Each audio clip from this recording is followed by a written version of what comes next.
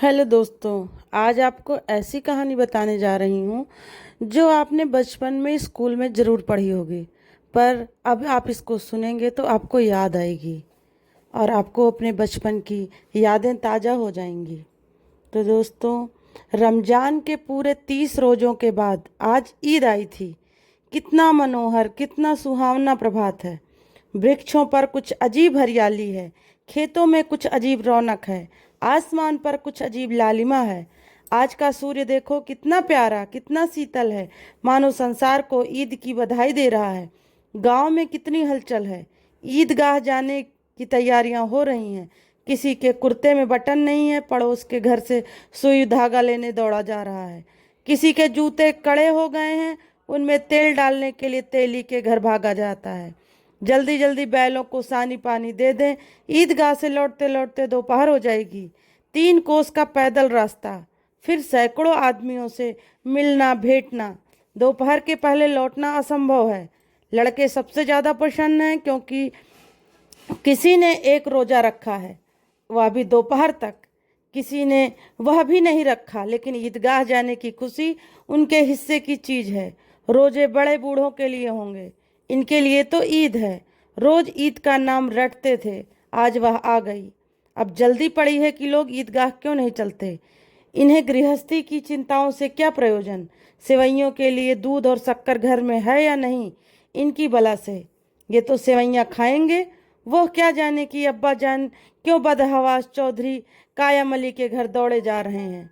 उन्हें क्या खबर कि चौधरी आज आंखें बदल लें तो ये सारी ईद मुहर्रम हो जाए। उनकी जब अपनी जेबों में तो कुबेर का धन भरा हुआ है। बार बार जेब से अपना खजाना निकाल कर गिनते हैं और खुश होकर फिर रख लेते हैं। महमूद गिनता है, 1 2 10 12। उसके पास 12 पैसे हैं। मोहसिन के पास 1 2 3 8 9 15 पैसे हैं। इन्हीं अनगिनत पैसों में अनगिनत चीजें लाएंगे, खिलौने, मिठाइयाँ, बिगुल, गेंद और ना जाने क्या क्या। और सबसे ज्यादा प्रसन्न है हामिद, वह 4 5 साल का गरीब सूरत दुबला पतला लड़का, जिसका बाप गत वर्ष हैजे की भेंट हो गया और माँ ना जाने क्यों पीली होती होती एक दिन मर गई। किसी को पता न चला क्या बीमारी है, कहती भी तो कौन सुनने वाला था। दिल पर जो कुछ बीतती थी वह दिल में ही सहती थी, और जब न सहा गया तो संसार से विदा हो गई। अब हामिद अपनी बूढ़ी दादी अमीना की गोद में सोता है और उतना ही प्रसन्न है। उसके अब्बा जान रुपए कमाने गए हैं, बहुत सी थैलियां लेकर आएंगे। अम्मी जान अल्लाह मियाँ के घर से उसके लिए बड़ी बड़ी चीज़ें लाने गई हैं, इसलिए हामिद प्रसन्न है। और फिर बच्चों की आशा, उनकी कल्पना तो राई का पर्वत बना लेती है। हामिद के पाँव में जूते नहीं हैं, सिर पर एक पुरानी धुरानी टोपी है जिसका गोल काला पड़ गया है, फिर भी वह प्रसन्न है। अब उसके अब्बा जान थैलियाँ और अम्मी जान नियामतें लेकर आएंगी तो वह दिल के अरमान निकाल लेगा। तब देखेगा महमूद, मोहसिन, नूरे और सम्मी कहाँ से उतने पैसे निकालेंगे। अब भागिन अमीना अपनी कोठरी में बैठी रो रही है। आज ईद का दिन और उसके घर में दाना नहीं। आज आबिद होता तो क्या इसी तरह ईद आती और चली जाती। इस अंधकार और निराशा में वह डूबी जा रही थी। किसने बुलाया था इस निगोड़ी ईद को। इस घर में उसका काम नहीं है, लेकिन हामिद, उसे किसी के मरने जीने से क्या मतलब। उसके अंदर प्रकाश है, बाहर आशा। विपत्ति अपना सारा दल बल लेकर आए, हामिद की आनंद भरी चितवन उसका विध्वंस कर देगी। हामिद भीतर जाकर दादी से कहता है, तुम डरना नहीं अम्मा, मैं सबसे पहले आऊँगा, बिल्कुल न डरना। अमीना का दिल कचोट रहा है। गांव के बच्चे अपने अपने बाप के साथ जा रहे हैं। हामिद के बाप अमीना के सिवा और कौन है। उसे कैसे अकेले मेले में जाने दे। उसी भीड़ भाड़ में बच्चा कहीं खो जाए तो क्या हो। नहीं, अमीना उसे यूं न जाने देगी। नन्ही सी जान, 3 कोस चलेगा कैसे। पैर में छाले पड़ जाएंगे, जूते भी तो नहीं हैं। वह थोड़ी थोड़ी दूर पर उसे गोद ले लेगी, लेकिन यहाँ सेवैयाँ कौन पकाएगा। पैसे होते तो लौटते लौटते सब सामग्री जमा करके चटपट बना लेती। यहाँ तो घंटों चीजें जमा करते लगेंगे। मांगे का ही तो भरोसा ठहरा। उस दिन फहीमन के कपड़े सिए थे, 8 आने पैसे मिले थे। उस अठन्नी को ईमान की तरह बचाती चली आई थी इसी ईद के लिए, लेकिन कल ग्वालन सिर पर सवार हो गई तो क्या करती। हामिद के लिए कुछ नहीं है, तो 2 पैसे का दूध तो चाहिए ही। अब तो कुल 2 आने बच रहे हैं। 3 पैसे हामिद की जेब में, 5 अमीना के बटुए में। गांव से मेला चला और बच्चों के साथ हामिद भी जा रहा था। सभी सबके सब दौड़कर आगे निकल जाते, फिर किसी पेड़ के नीचे खड़े होकर साथ वालों का इंतजार करते। ये लोग क्यों इतना धीरे धीरे चल रहे हैं? हामिद के पैरों में तो जैसे पर लग गए हैं। वह कभी थक सकता है? शहर का दामन आ गया, बड़ी बड़ी इमारतें आने लगीं। ये अदालत है या कॉलेज है या क्लब घर है? इतने बड़े कॉलेज में कितने लड़के पढ़ते होंगे? सब लड़के नहीं हैं जी, बड़े बड़े आदमी हैं। सच उनकी बड़ी बड़ी मूछें हैं। इतने बड़े हो गए अभी पढ़ने जाते हैं। न जाने कब तक पढ़ेंगे और क्या करेंगे इतना पढ़कर। हामिद के मदरसे में तो 2-3 बड़े बड़े लड़के हैं, बिल्कुल 3 कौड़ी के। रोज मार खाते हैं, काम से जी चुराने वाले। इस जगह भी उसी तरह के लोग होंगे और क्या। क्लब घर में जादू होता है, सुना है यहाँ मुर्दे की खोपड़ियाँ दौड़ती हैं और बड़े बड़े तमाशे होते हैं, पर किसी को अंदर नहीं जाने देते। सहसा ईदगाह नजर आया। ऊपर इमली के घने वृक्षों की छाया, नीचे पक्का फर्श है जिस पर जाजिम बिछा हुआ है और रोजेदारों की पंक्तियां एक के पीछे एक न जाने कहाँ तक चली गई हैं। पक्के जगत के नीचे तक जहाँ जाजिम भी नहीं है, नए आने वाले आकर पीछे की कतार में खड़े हो जाते हैं। आगे जगह नहीं है। यहाँ कोई धन और पद नहीं देखता। इस्लाम की नज़र में सब बराबर हैं। इन ग्रामीणों ने भी वजू किया और पिछली पंक्ति में खड़े हो गए। कितना सुंदर संचालन है, कितनी सुंदर व्यवस्था। लाखों सिर एक साथ सिजदे में झुक जाते हैं, फिर के सब एक साथ खड़े हो जाते हैं। एक साथ झुकते हैं और एक साथ घुटनों के बल बैठ जाते हैं। कई बार यही प्रक्रिया होती है। नमाज खत्म हो गई, लोग आपस में गले मिल रहे हैं। तब मिठाइयाँ और खिलौने की दुकानों पर धावा होता है। ग्रामीणों का यह दल इस विषय में बालकों से कम उत्साही नहीं है। यह देखो हिंडोला है, 1 पैसा दो और चढ़ जाओ। कभी आसमान पर जाते हुए मालूम होंगे, कभी जमीन पर गिरते हुए। ये चरखी है, लकड़ी के हाथी, घोड़े, ऊंट छड़ों से लटके हुए हैं। 1 पैसा दो, बैठ जाओ और 25 चक्करों का मजा लो। महमूद और मोहसिन और नूरे और सम्मी इन घोड़ों और ऊँटों पर बैठते हैं। हामिद दूर खड़ा है, 3 ही पैसे तो हैं उसके पास। अपने कोस का तिहाई जरा सा चक्कर खाने के लिए नहीं दे सकता। सब चरखियों से उतरते हैं, अब खिलौने लेंगे। इधर दुकानों की कतार लगी हुई है, तरह तरह के खिलौने हैं। सिपाही और गुजरिया, राजा और वकील, भिस्ती और धोबिन और साधु। वाह कितने सुंदर खिलौने हैं। अब बोलना ही चाहते हैं। महमूद सिपाही लेता है, खाकी वर्दी वाला, लाल पगड़ी वाला, कंधे पर बंदूक रखे हुए। मालूम होता है अभी कवायद किए चला आ रहा है। मोहसिन को भिस्ती पसंद आया, कमर झुकी है, ऊपर मशक रखे हुए है, मशक का मुंह एक हाथ से पकड़े हुए है। कितना प्रसन्न है, शायद कोई गीत गा रहा है, बस मशक से पानी उड़ेलना ही चाहता है। नूरे को वकील से प्रेम है, कैसी विद्वता है उसके मुख पर।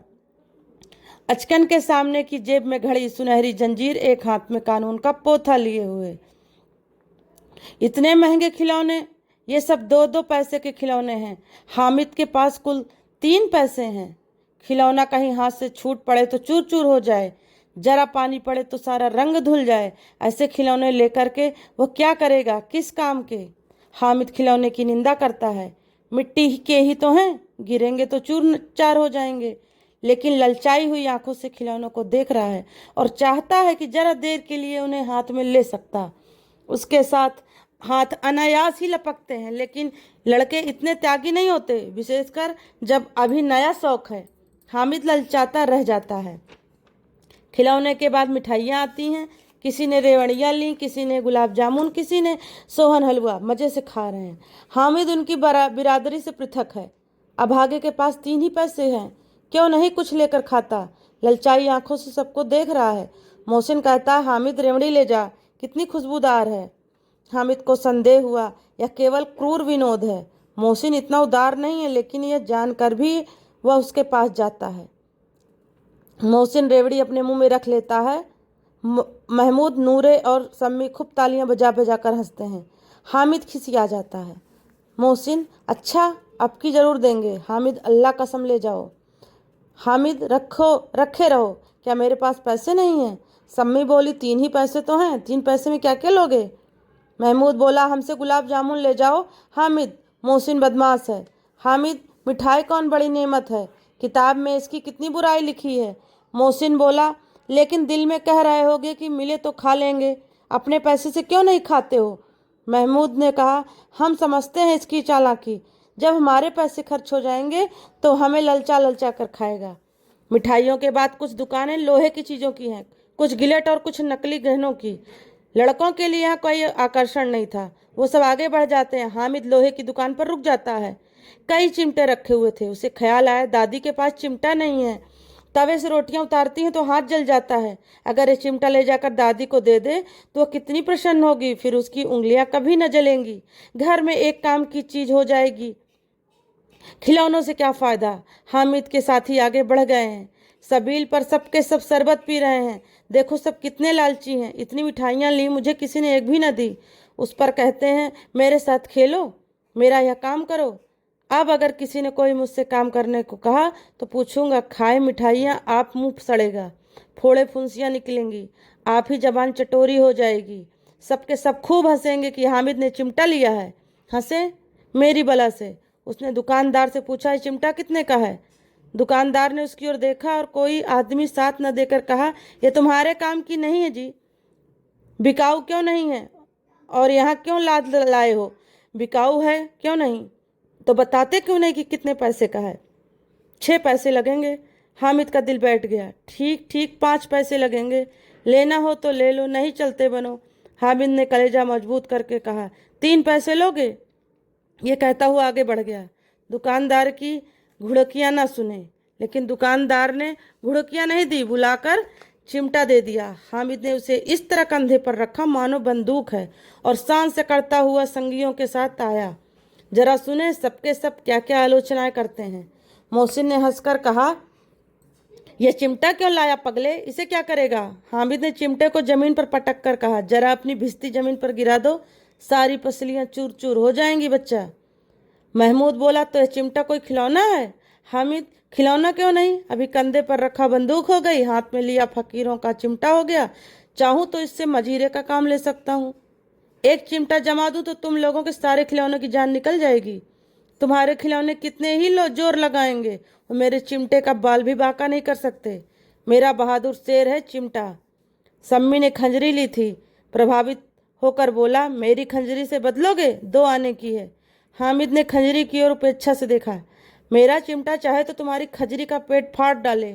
बस एक चमड़े की झिल्ली लगा दी, ढप ढप बोलने लगी, जरा सा पानी लग जाए तो खत्म हो जाए। मेरा बहादुर चिमटा आग में, पानी में, तूफान में बराबर खड़ा रहेगा। चिमटे ने सभी को मोहित कर लिया, लेकिन अब पैसे किसके पास धरे हैं। फिर मेले से दूर निकल आए हैं। 9 कब के बज गए, धूप तेज हो गई है, घर पहुंचने की जल्दी है। आप से जिद भी करें तो चिमटा नहीं मिल सकता। हामिद है बड़ा चालाक, इसलिए बदमाश ने अपने पैसे बचा रखे थे। अब बालकों के 2 दल हो गए, मोहसिन, महमूद, सम्मी और नूर एक तरफ, हामिद अकेला दूसरी तरफ। शस्त्रार्थ हो रहा है। मोहसिन ने एड़ी चोटी का जोर लगाकर कहा, अच्छा पानी तो नहीं भर सकता। हामिद ने चिमटे को सीधा खड़ा करके कहा, भिश्ती को एक डांट लगाएगा तो दौड़ा हुआ पानी लेकर द्वार पर छिड़कने लगेगा। मोहसिन परास्त हो गया और महमूद ने कुमुक पहुंचाई, अगर बच्चा पकड़ जाए तो अदालत में बंधे बंधे फिरेंगे, अब तो वकील साहब के ही पैर पड़ेंगे। हामिद इस प्रबल तर्क का जवाब न दे सका। उसने पूछा, हमें पकड़ने कौन आएगा। नूरी ने करके कहा, ये सिपाही बंदूक वाला। हामिद ने मुंह चिढ़ाकर कहा, ये बेचारे हम बहादुर रुस्तम हिंद को पकड़ेंगे। अच्छा लाओ अभी जरा कुश्ती हो जाए, इसकी सूरत देखकर दूर से भागेंगे, पकड़ेंगे क्या बेचारे। मोहसिन को एक नई चोट सूझ गई, तुम्हारे चिमटे का मुंह रोज आग में जलेगा। उसने समझा था कि हामिद लाजवाब हो जाएगा, लेकिन यह बात न हुई। हामिद ने तुरंत जवाब दिया, आग में बहादुर ही कूदते हैं जनाब, आग में कूदना वह काम है जो वह रुस्तम हिंद ही कर सकता है। महमूद ने एक जोर लगाया, वकील साहब कुर्सी मेज पर बैठेंगे, तुम्हारा चिमटा तो बावर्ची खाने में जमीन पर पड़ा रहेगा। इस तर्क से सम्मी और नूरे को भी सजीव कर दिया। कितने ठिकाने की बात कही। पट्टे ने चिमटा बावर्ची खाने में पड़े रहने के सिवा और क्या कर सकता है। हामिद को कोई फड़कता हुआ जवाब न सूझा तो उसने धांधली शुरू की, मेरा चिमटा बावर्ची खाने में नहीं रहेगा। वकील साहब कुर्सी पर बैठेंगे तो जाकर उन्हें जमीन पर पटक देगा और उनका कानून उनके पेट में डाल देगा। बात कुछ बनी नहीं, खासी गाली गलौज थी, लेकिन कानून को पेट में डालने वाली बात छा गई। ऐसी छा गई कि तीनों सुरमा मुंह ताकते रह गए, मानो कोई धेलचा बनकौवा किसी गंडे वाले कनकौवे का काट गया हो। कानून मुंह से